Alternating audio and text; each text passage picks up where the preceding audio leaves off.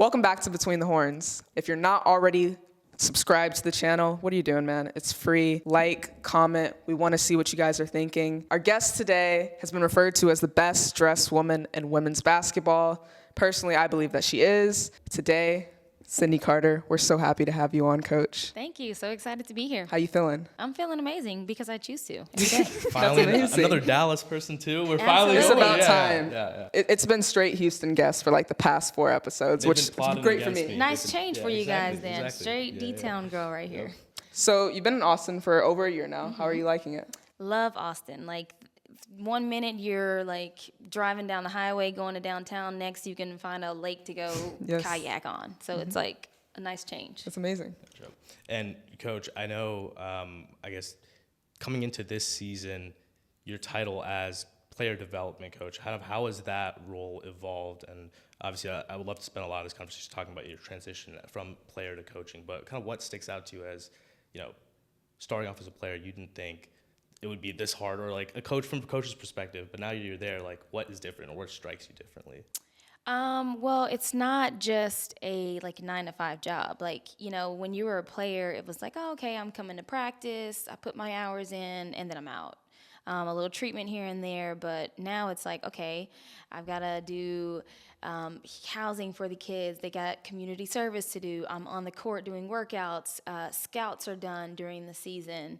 There's so many different aspects that are behind the scenes that you don't realize that somebody's got to do them. And so I like to get my hands in everything. I love how, I love the grind of everything. So it's fun for me because I like being busy. What was the biggest shock to you from going from player to coach? I think just that, like how much time you truly have to invest. Like 5% of it is like X's and O's and like drawing stuff. Like there's so much more. You're such like a prominent figure in the kids' life because you're also trying to prepare them for life after basketball. Absolutely. And that's one of the things that's most important to me. So I try to make sure they're not only ready to be a basketball player, but what are they going to do after the ball stops?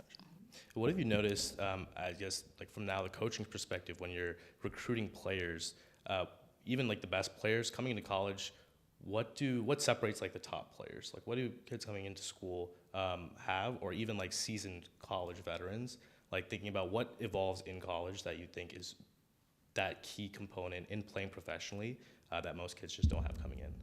Well, I think what I'm looking for typically is somebody that is not just like good at just basketball. Like I'm looking at other things, like are they a good teammate? How do they respond when things are not going their way? Like do they clap, their teammate's hand whenever they are supposed to go to the bench? Like what's their body language like? So I'm looking at all those other things because that's also a testament to their character. And so obviously you want to have great character kids. You want to have people that come from great backgrounds. And so obviously here we're really fortunate to have 15 kids that come from great families. And when recruiting, what's your sales pitch to players? I mean, being here, this university sells itself. I mean, so, we sell that, Coach Schaefer is a winner. He has people on his staff that have done it before, so they know what it takes. We're relatable to the kids. And so there's so many good things about our staff and our school that, I hope we don't have to, hope it stays this way, that we don't have to do too much, but just enough. Yeah. And Coach, I know Coach Schaefer was actually the associate coach Yes. During your time at A&M. So what is y'all's relationship been like, and kind of evolution now as a coach and being on his staff? Is Coach Schaefer easier to work for and play for now than it was back in the day? Yeah, easier. Well, so him and I had a fantastic relationship as player and coach. Like I would run through a wall for him, anything, we have this thing where we say all the time, like in the national championship game, he said, you got to go guard Skylar Diggins. And I said, I'm on her. Mm-hmm. And so like that was just the relationship that we had. That was the respect that we had. And so obviously we have that respect now that never changed, even though I'm working for him now. But, he's tough. Like he doesn't just say, okay, Sydney, like I just handed you a job because I know you. Like he brought me here because he knew, that I know what it takes and that I'm going to do what it takes to be able to be good at, what I do. So there's a respect there always. When it comes to coaching for you, is it your end goal to one day become a head coach at a program? Absolutely. I've always said if I'm going to get into this, I want to be one of the greatest of all time. So that's what I'm going for one day. That's incredible. And Coach, what do you feel like, I guess, in your coaching arsenal, in your toolkit, has improved the most these last few seasons at Texas? I think just knowing how to make adjustments on the fly on both ends of the floor. Like a lot of times you'll find people that are really good with their offensive mind because they can read a defense, but then when it comes to being on defense, can you really dictate like what the offense is going to do? Can you expect it and then make a change in the game? And so I think just being able to do things on the fly in crunch time, there's a certain situation on the clock, we got 5 seconds, we got to make a play. Like just knowing that my brain is working to try to make adjustments to help our team, and then hopefully, we take that to coach and he's like, okay, and he draws it up, and so I think that as a coach, like we're able to give that feedback to coach, and he's like, okay, let me think about that. Maybe he'll do it, maybe he doesn't, but at least we're able to process that and in game, because that's tough. Growing up with my dad being a head football coach my entire life, I know that every coach has a philosophy, and over years that philosophy can change. Yeah. What is your coaching philosophy, and how has it changed since you've been at Texas? I don't know that it's changed. I've just always, I've been fortunate enough to be around Coach Blair, who was my coach at A&M, and then continued to be with Coach Schaefer. So it's always been to be able to get kids to do what you're asking them to do as hard as they can do it and enjoy it. And so that's all that I want to do as an assistant, as player development coach, as a head coach. Like that's always what I want to do. So I'm not sure that that's changed yet, because I feel like that's how you can continue to be successful, when you have the respect from your players to want to do that for you. Yes, ma'am, absolutely. And Coach, I think one thing I'm super interested into is you've had the kind of opportunity to play across the range, right? Like the best, high school, one of the best high school programs, 4 straight titles there, really good Division I program, also played in obviously WNBA and had a chance to play overseas, and now you're at Texas. What stands out, I guess, about Texas in terms of like the resources and whatnot? Like what, we think about why, the top recruits choose to come here, or why we produce so many, national champions. Kind of what do you point to that? One of the most like small things, and it's not necessarily small, is like how many schools, Power 5, are in such a city like this. And so the location of our school, the history of this school. Like I grew up, this was my dream school when I grew up. Like I remember playing, or there was a girl named Nina Norman that played here, and I got the chance to finally meet her last year when she came back for the alumni game. But Coach Conrad was like, the it girl. Like I wanted to play for her, and unfortunately she ended up retiring a year before I came to college. But this was my dream school, and as somebody that's from Texas, like you just know that everything surrounding Texas is about this school. And so I diverted and went somewhere else because that's where I had the opportunity to go. But just the location, the history, the people that you have here, the type of athletes that it produces. Like every day you're sitting around people that are Olympians or have the chance to compete for the Olympic team, like All-Americans, you name it, Texas has it. Something that you mentioned earlier was that Coach Schaefer has built a staff of coaches who have done it before. And you've done it before. Yeah. You're a national champ, and we can't do this interview without talking a bit about that. You got to take us through that experience. Oh my gosh. There's nothing about that year that I don't remember, which is really crazy. That's how you know that year was special, because you don't go into that year, like you go in there with that goal, but like it's hard to attain. And so I can remember playing to exhaustion in the semifinal game against Stanford and needing an IV after the game because I just played so hard because our team wanted it so bad. And then I remember those last seconds. I actually fouled out of the national championship game with like 30 seconds left. Had no idea I had 5 fouls. You never do. I didn't foul out of many games when I was in college, but just knowing that like that happened and it's so hard to do, like I can't even put into words still to this day, and it's been 11 years now. of how it really feels to win the last game of the year and to end on top. Like, it's something I will never forget. It's something that I'm always going to be able to say that a lot of people can't. Absolutely. Is that I'm a national champion. Absolutely. And Coach, I think every championship team always has a phenomenal like team chemistry, team culture, and there's ultimately willing to go and put their own body on the line for their teammates. So for you, kind of stepping into that year, and as the kind of season progressed, what was the culture and that like feeling and energy in the environment like in the locker room? And I guess like as a coach now, how are you trying to foster that same environment for our team? Well, a lot of times I tell people we won that national championship that year in the summer. We started those workouts and like it was just a grind from there. Like if someone came back and they weren't ready, they were out of shape, like we held them accountable, like us captains that year. We held them accountable for that, and then we put it to paper. Like if we needed to run for that, like we ran for that, and we did not stop until like the message got through. And so for me, just knowing that what it takes, like I try to instill in them that like everything you do has a purpose. Like you can't come into practice and say, oh, it's just one practice. Like somebody else is getting better that day. And so for us, we're trying to continuously instill into our kids that every day matters, every second matters, every possession matters. Like if you're going to take this play off, why would I not think you're going to take that play off in a game?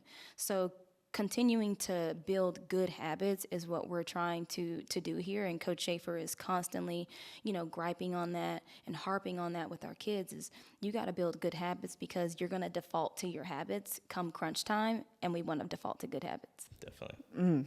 Dude, that is like a message Bars. right there. Seriously, like that's truly a message right there. Going back to you coaching under Coach Schaefer, what are some of the lessons that you brought from playing under Coach Blair into here? Well, Coach Blair just taught me how to think the game the way that he thinks it. And obviously he's a Hall of Famer. So I hung on to everything that he said, and he put me in so many uncomfortable positions to be able to think the game and to get uncomfortable, get outside of myself so that I could go and be good at what I want to do. So I think just being able to think the game, try to, not necessarily outthink my opponent, but how do I respond in situations, in adversity? Like, a lot of people do struggle with when things change, how can I react on the fly? And so Coach Blair taught me so much about thinking the game of basketball and making it more simple to me so that the game is easy. Easy to play. And Coach, just as a player, you get into like your flow state. As a coach, do you get into a flow state, and kind of what is that difference in that experience like? There's so many times, like even when we're in practice, I'm like, I see something before it happens. Like I know how when I see one of the practice players coming up and guarding our kids, I'm like, she's going to be open. Like it's just, but I think that comes from like I was a point guard when I played. I was also a two guard, so I was always seeing two sides of the floor at all times, and I also knew where 1 through 5 positions were supposed to be. So it's really easy for me to see the game, and we have Rory Harmon on our team who can do that. So I know she has tunnel vision when it comes to leading our team. One of the big sayings amongst basketball coaches is defense wins games. Yes. And Coach, you've got quite a reputation on the defensive side. Yes. If I'm not mistaken, you were on the defensive team 3 times, Yes. correct? You got to talk about defense. I will say this. I feel like if Brittany Griner wasn't in school when I was there, I might have won Player of the Year a couple of times. I think so, too. But defense was so important to me, and I got that from Coach Schaefer because of our relationship. Like he made me want to play with the passion that he coached with. Like I enjoyed that, and he knew that the way he could talk to me was different than the way he could talk to other people, and I was going to respond positively. But yeah, I used to think I'm 5'6", but I'm not going to play 5'6". It's going to be a long 40 minutes if I'm guarding you, and that's just the approach I took every game. And I'm like, if I can't score, you're not going to score either. I took pride in that. So it was like, this was fun for me to make people miserable. Yeah, I like it. And Coach, what makes a good defender? If you had to break down to X's and O's. If we have to coach effort, then that's a problem. And so a good defender, all defense is effort, like playing hard, giving your all, not taking a possession off. So that's all heart at that point. So we never want to coach heart at the end of the day. And Coach Schaefer always says that if I got to coach your heart, then we're doing something wrong. And so luckily, we don't have to do that quite often here because he's been here a few years now. He's recruited these players. He knows what he wants. And so that's all that the defense is effort. So if you're going to play hard, eventually technique and everything, when you're with Coach Schaefer, he has a different technique than a lot of other people. But that comes, like, you can't just, if you're a freshman and you're coming in, you're not going to get that, right off the bat. But as long as you're playing hard, it's going to make up for a lot of mistakes. So as director of player development, can you dive into a bit more of like what your role looks like on a daily basis, say for example in practice, on a game day and things of that nature? Yeah, so actually the rule changed this year where I'm like actually able to be on the court. So, officially an assistant and still player development. So the only thing that's added to my plate is legally being on the court and like getting to do things. But I do so many different things. Like I help out with, like I said, community service, the kids' housing. I'm doing on-court workouts now with the girls. I'm able to do scouting with the games and everything this year. So my days are busy and full, but like I said, the grind of everything is fun for me. That's awesome. And Coach, now thinking about how the transfer portal has kind of shaped up things, I think traditionally you're thinking about, collegiate staff, you're generally not still, I guess, like, fostering relationships still with, other players, but you're still having an eye out now across the nation of, other kids that can come in. So when you're thinking about experienced players who can come help this team, what kind of considerations go into that versus like, someone coming out of high school? Yeah, I mean, I think you think about what type of fit that goes into that. So Coach Schaefer always says we recruit to a fit here. And so Shaylee is the perfect example. Like, she came from BYU, but she was known as a scorer. She could score the ball. And so obviously, when you're thinking about needs for the next year, Shaylee last year was the perfect person to be on our radar because she could score the ball. And so I think you take a look at your team after the year is over, you see how many scholarships you have, and then you see what you have a need for, and then you kind of go on the portal and see, okay, this kid is a good point guard. She leads her team. She's pass first. This is what we need, so this is what we go for. Gotcha.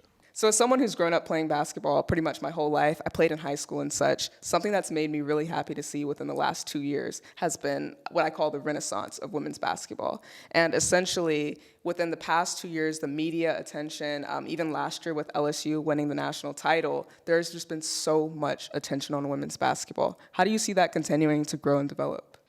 Well, this is not anything new. Women's basketball has always been exciting. And so, we're happy that people are finally catching on and enjoying to watch the women's game, whether that's basketball, soccer, whatever. Women have always been exciting. And so, obviously, I'm a big advocate for women in sports. And it's just it's about time we get our due for people to recognize that just because men play basketball, it doesn't mean women are not as good as in basketball and that it's not entertaining. I mean, take a look at the WNBA finals, sold out arena in New York. Like you said, LSU winning this year and just the viewership of Iowa and LSU. And so there's so many women, and I call them women, that are in college sports that are playing right now that make the game so exciting, and people are noticing they're not just athletes. Like, they have other things that they're really good at, and so that's important for the women's game now. On this version of This or That, we are going to be taking a look at a few of Coach Carter's outfits from this past season and having her choose her favorite ones. That's going to be tough, but tough, yeah. Too many good outfits, let's right? do it. All right, this is the first one. Now, this one's fire. This is fire right here. Wow. So the shoe in that one, second to none. But I'm going to go with the green. Okay.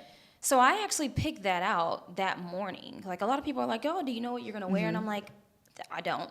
So Really? I was rushing for that game, picked that one out. That's actually an emerald green shoe. No, you can't really tell, but it's an emerald green shoe. So I was like, this is green, this is green. Let me get in my stylist bag real quick. And so the green is like an off the shoulder number. Like, come on. Very cute. That one's cute. I was under the impression that you like had your outfits picked out for the month. I do not. Like, I was just, I that's what actually I was do not. thinking. Like I kind of just wake up and then I'll go through the closet. I do have all of my work outfits on one side, casual, like a Very if I'm speaking on a organized. panel, like, and it's color coded too. So Oh, wow. I am pretty like stiff when it comes to that. But half the time I don't know what I'm wearing for game day. All right, this is number 2. Oh my goodness, this one's tough. I have to pick. You do have to pick. I was like, there's brown and brown here. Yeah. I'm like, This one's tough. I'm gonna go with the cow print. Okay. okay. God, this is tough. But that one, like, I wore that at Texas Tech, and when I came out, people were making like the moo sounds or whatever. So That's I love the little taunting that they were doing. But like, cow print pants, like, they're just different. And you make know? them work. Yeah, and it's like it's very on brand with like the Longhorns. Like, that's where that idea came from. I was like, we're the Longhorns. Let me find some cow print pants. Cute. Okay. Y'all are making this hard for me. Gonna go with the plaid here. Going with plaid, okay. And I'm gonna go with the plaid because I don't know that I've seen a lot of coaches put on a knee-high boot for a game. I don't think I've seen one. Now, I wasn't thinking about that when I had that on. I was just thinking, I got a skirt on. Let me, put the boot on. But afterwards, so many people made a good point. Like, I ain't never seen no coach put on no knee highs. So I was like, oh, that was different. And point out the 6-inch heel right there. Yeah, too. Like, my feet now. My feet were typically, because people are like, how do you do the heels on court? Do your feet ever hurt? And I'm like, no, my feet were barking that day. let me tell you something. My mom wears heels 24/7. Like, Gosh. even in the house, I can hear it like 3 o'clock in the morning. Like, Clicking. that's her in the kitchen. Like, Yeah. 24/7. I'll never forget. My feet were hurting that day. Come on, 2 more. guys. The metallic. I'm gonna go with that, just Metallic, because yeah. it's so different. Like, it's like, Alien Superstar type Giving vibes. Renaissance. Yeah, it's giving Renaissance. So I'm gonna go with that one, and like a lot of people love that one because of how different it was. I actually had a malfunction in that at the end of the game, but I'm gonna go with that one Solid. because it's loud. And it's cute. Yeah. Last one. This one's easy. I'm gonna pick the Yukon game look because I love a good classic suit, and that one was two-tone. Like, it gave you an ombre jacket, So cute. and then it gave you the line on the side with the pants. So it was really classic, chic look, not too much. Paired it with the red lip to give it some pop. So I'm gonna go with that because it's Yukon and it's like a Coach Carter classic vibe. Do you hear like the fashion brain This is- here? yeah, Like, this is I have like a lot more questions. Yeah, just off the fashion now. That was this or that. Let's jump back into the conversation. Now, Coach, first question from all that, all those amazing outfits. First, who is your fashion influence, or where do you go to find fashion inspiration, or does it you just see it? So I just honestly, like, I just think about like some of the things that I want to wear. Like, I'll think of a color in my head, and then I'm like, okay, I want to pair that with. I'll make that the sweater color, and then I want to pair it with a certain pair of pants. But this is not a joke. I was following L'Oreal Sarkeesian before I got to Texas. Wow. So when I got here, I was like, I Wow. gotta meet L'Oreal, and so I've gotten the chance to meet her. Actually, when I was in that green outfit, she came to the game because Coach Sarkeesian spoke to our team before the game. It's the first time I met L'Oreal. I have a picture of it. I'm happy to send it to you. But it was a great moment for me because love her fashion choices. Like, she's second to none to me. So I'm always looking to see what my girl L'Oreal got going on for game day. What's been your reaction to the sudden wave of attention that you've gotten for your outfits? Honestly, like, when it first happened, which was 2 years ago now, like, I was in shock because I'm like, well, I was just going to work and it was a breast cancer game, so I had on some pink pants. Right. But it's good just because it's good for women's basketball. Like like I said before, it's so important for people to know, like, yeah, I used to play, but like there's so many other things that I'm passionate about. And dressing myself, like I feel good on game day. I feel like I'm going to put my best foot forward for our kids because I feel so good about, dressing for success and doing things the right way. And so it's been interesting. It's been a shock, but I'm so happy that I'm so blessed to be able to inspire other women and just other people in general. Like I've had men say, God, I feel like I can, I go, can step go up do 'cause of yeah. you. So, there's little girls that come to games and holding signs that say, I am Coach Yes, Carter. yes. So, it makes me feel good that I'm able to be a see her, be her type of moment. Quick follow-up question. What's been your favorite moment that has come out of this? I think what I just said, there was literally a girl, I'll never forget her name. Her name was Rose, and she was one of the first little girls that had the I am Coach Carter sign, and she had a replica outfit of the turtleneck, pink pants, and some little jelly sandals. Yes, I saw the photo. It's And cute. so it was in that moment where I said, I'm doing the right thing. I did nothing wrong. And so there was never a time that I thought I was doing anything wrong, but that was much more confirmation for me that like representation matters. Absolutely. And Coach, I think it's a really important lesson in kind of, standing your ground, speaking for what you believe in, and also kind of leveraging the moment to, shine light on your personal brand and kind of grow. So I guess like throughout all of that, how do you deal with criticism? How have you learned to deal with criticism more so because of that experience? In terms of charging that to help your personal brand, kind of how did you kind of go about that or think about that? Well, I choose to filter out the negativity because that's my choice. I don't pay attention to if there's anything negative that people have to say about me because, like I said, I don't feel like I'm doing anything wrong other than wanting to feel my best at my job so that I can continue to do my best. Now, can I do my best without that? Yeah, but that's just something that I do for me is I want to get dressed up nice so that I can look my best and still do my best. But as far as like my personal brand goes, like I never wanted it to be like, all right, I'm doing this so that I can get my personal brand off the ground. Like that was never in my mind. I was just always being myself. And so it's easy for me to always think back like you're getting criticism for being you. And at the end of the day, like I'm happy with myself. I don't lose an ounce of sleep over a negative comment. And I mean, Coach, one of the amazing things that has come out of your newfound popularity and such is the amount of brand deals that you're getting. Can you talk about what that's been like?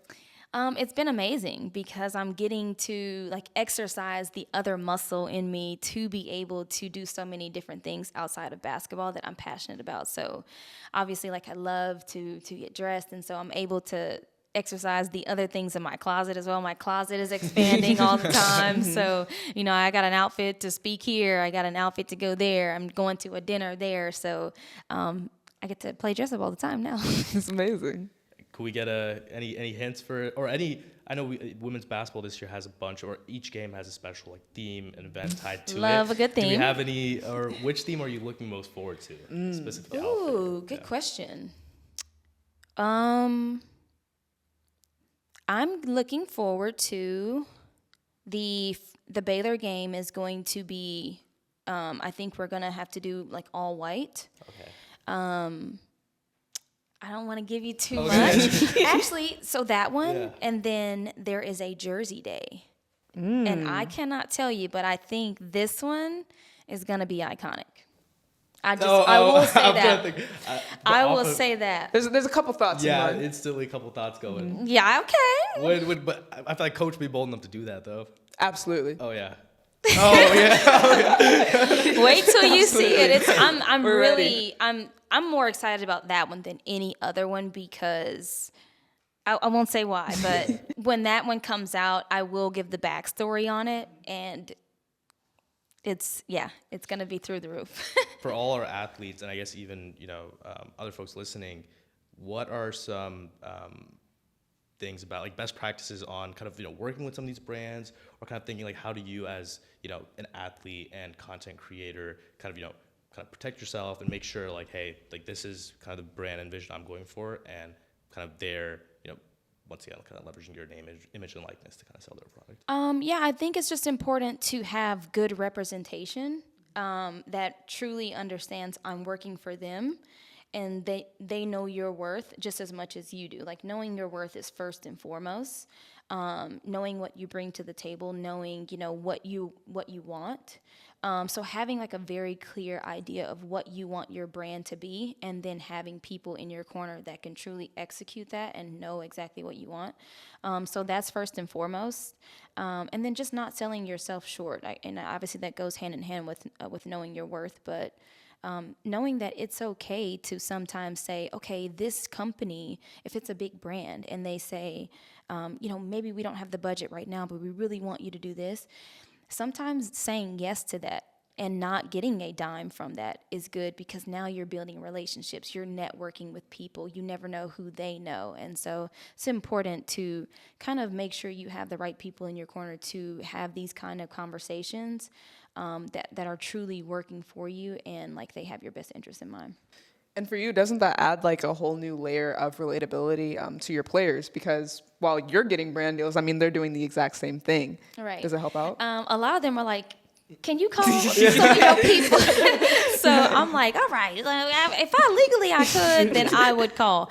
But so yeah, they're always like, man, Rory has even said, she said, I didn't know I wanted to coach until I met you. Wow. And so obviously coming from Rory, that touched my heart. But, just knowing that the kids are like, here she go, and, another thing. And so they're truly inspired by those things, because they know, like, if I can do it, like, they can. And so that's what makes everything so special for me, is like I said, representation truly matters. And if you can see somebody right in your face every day doing it, like, why can't I? Yes, ma'am. And Coach, I think one consideration, obviously, with the type of caliber athletes we have here is, some student athletes are getting, paid millions of dollars in NIL money, and they have opportunities elsewhere to kind of leverage that.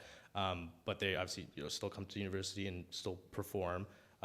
Same could be said with kind of your story and kind of where you are. So ultimately, why are you still coaching? I love what I do. Yeah. I have a true passion for this. And I love that you asked me that, because a lot of people do ask me that. They're like, you don't need this. I'm like, I do, though, because I need this, because this is what I love to do. I love all 15 of our kids. They make me so happy to come to work every single day. Like, they make every day worth it for me. And so getting to help young people live out their dreams and help them get to where they want to go, like, these are the things that make me so happy. So, like, all this other stuff I'm doing, that's a passion for me, and I'm able to do that. But at the end of the day, why can't I have it all? Why can't I do that? Why can't I coach? And I think I'm a great example now of, like, women showing we can juggle so many things at a time and still be very great at, this is what I mainly do. I'm great at what I do, but I'm also great at the other things that I do, and I'm able to handle it seamlessly. Something you mentioned earlier is that you eventually want to lead your own program. Yes. And that's one of your big goals. What are some of your other personal goals?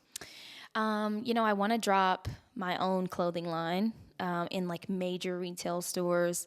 I want to write a book one day just about, my journey and everything that I've been through. I think I have a great story to tell. I've heard that maybe a Coach Carter sequel with the lady version. Okay, I said, sign me up. I like the sound of that. Put it out there. Yeah, so I want to have my own nail line, because I'm big on my nails. Very cute. But yeah, I want to start a foundation that's kind of like a big umbrella that is catered to so many different causes that are near and dear to my heart.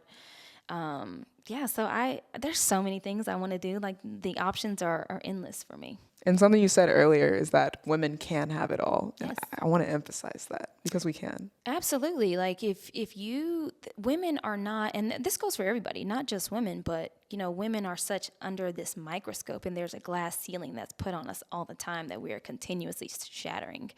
But like I said, these people are more than athletes. Like, I was more than an athlete, and so I'm finally getting to show that, later on in my 30s. It took me a while.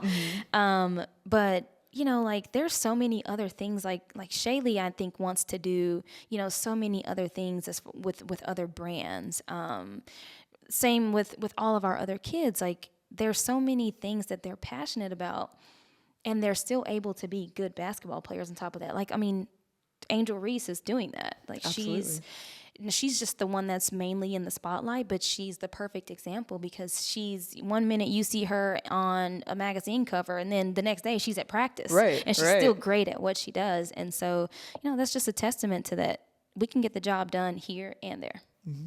Sure. Coach, to end off this amazing podcast, would love to ask you, what makes Texas elite? What makes Texas elite is not only the type of athlete, but the type of mindset the coaches have as well. When we are in a staff meeting and you look around and you see Ed Reese, who's, come on, his Legend. name says it all. You look at the history of the programs. You look around and other coaches, like Coach Sark is doing an amazing job with the football team. The track coach, I'm Coach Flo. Thank you. Like, come on. Like last year, winning the national championship. Like, there's so many other things. The soccer team was really good this year. The volleyball team. Like, you look around, everybody has a winning culture, a winning spirit, a winning mindset. And winning is not only the forefront at Texas. It's very hard to get into Texas academically. So now we're breeding more than just athletes here. We're breeding future doctors, lawyers. We have one of the best business schools. The medical school that's being built, rest in peace to the Irwin Center, that's going to now be a hospital. But there's so many different things. We're not just breeding athletes. We're breeding human beings that are going to go out. And the saying here, what starts here changes the world. That's elite in itself. Thank you so much for tuning in to this episode of Between the Horns. We'll have all of Coach Carter's socials linked down below. Coach, thank you so much for your time. I'm excited to see all the fits on and off the court this season. Thank you so much, Coach. Gotta off that,